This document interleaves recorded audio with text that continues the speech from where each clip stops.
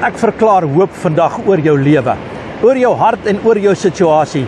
Ek wil vandag saam met jou stem en sê, jy gaan nie opgee nie, jy sal nie opgee nie. Romeine 15 vers 13 sê, en mag die God van die hoop julle vervul met alle blydskap en vrede in geloof.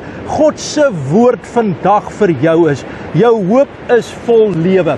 Daar kom hoop in Christus, hoop in die krag.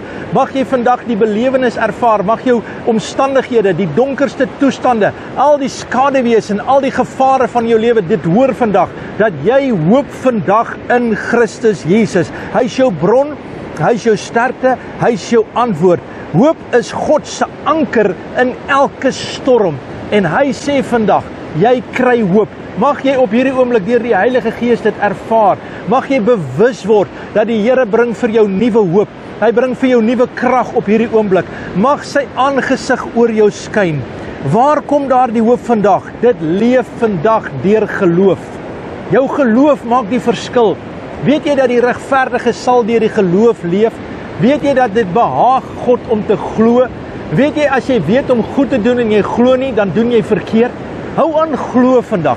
Moenie ingee nie, moenie saam praat met die omstandighede nie. Die Here is met jou en sy krag is by jou.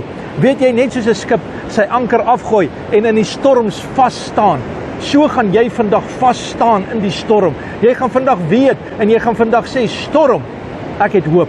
My hoop is die Here Jesus Christus. As jy dit glo, skryf bietjie hoop ergens neer. En mag die Here vir jou oorwinning gee vandag. Glo dit, vat dit en gryp dit vandag. Dis joune.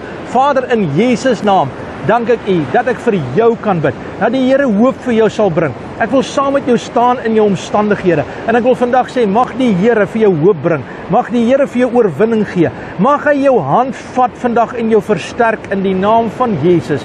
Amen. And God bless.